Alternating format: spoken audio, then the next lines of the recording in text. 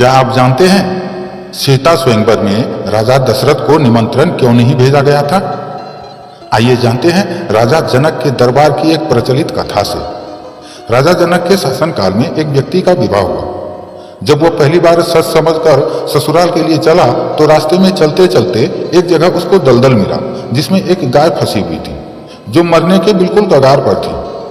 उसने विचार किया कि गाय तो कुछ देर में मरने ही वाली है तथा कीचड़ में जाने पर मेरे कपड़े तथा जूते खराब हो जाएंगे, इसीलिए वह गाय के ऊपर पैर रखकर आगे बढ़ गया।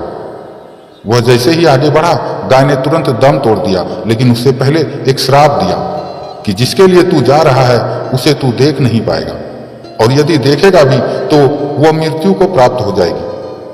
अब वह व्यक्ति अपार दुविधा में फंस गया और गौ श्राप से मुक्त होने का विचार करने लगा।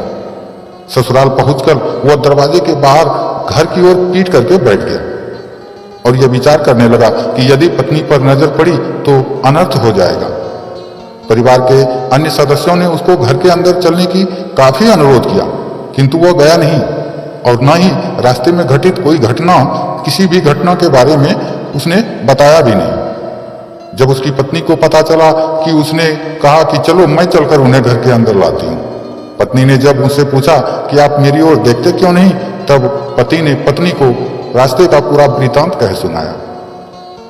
पत्नी ने कहा, ऐसा कैसे हो सकता है, मैं भी एक पतिव्रता स्त्री हूँ, आप मेरी ओर अवश्य देखो। पत्नी की ओर देखते ही उस आदमी की आंखों की रोशनी चली गई। गाय के श्राप के कारण वह पत्नी को देख ही ना सका। पत्नी पति को लेकर राजा जनक के दरबार में गई। राजा को सारा वृतांत कह सुनाया। राजा जनक ने राज्य के सभी विद्वानों की एक सभा बुलाई और समस्या का उपाय पूछा। सभी विद्वानों ने आपस में मंत्रणा करके एक उपाय सुझाया कि यदि कोई पतिव्रता स्त्री छलनी में गंगा जल लाकर उस जल से छींटे उस व्यक्ति की दोनों आंखों पर लगाए तो गौ श्राप से मुक्ति मिल जाएगी। इसकी आंखों की रोशनी पुनः लौट आ सकती है। राजा ने पहले तो अपने महल के अंदर सभी रानियों सहित स्त्रियों को पूछा तो राजा को सभी के पतिव्रता होने में संदेह की सूचना मिली। अब तो राजा जनक बहुत चिंतित हो गए। उन्होंने आसपास के सभी राजाओं को सूचना भेजी। उनके राज्य में यदि कोई पतिव्रता स्त्री है तो उसे सम्मान सहित राजा जनक के दरबार में भेजा जाए।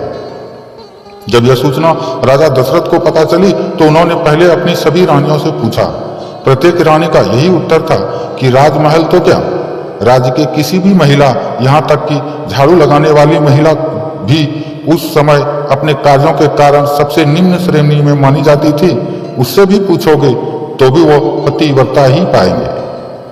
राजा दशरथ को उस समय अपने राज्य की महिलाओं पर बड़ा आश्चर्य हुआ और उन्होंने अपने राज्य के सबसे निम्न जाति वाली महिलाई सफाई करने वाली महिला को बुलवा भेजा और उसके पतिव्रता होने के बारे में उस महिला से पूछा। महिला ने स्वीकृति में गर्दन हिला दी। तब राजा ने यह दिखाने के लिए कि अयोध्या का राज्य सबसे उत्तम है, उस महिला को ही राज सम्मान के साथ जनकपुर भेज दिया।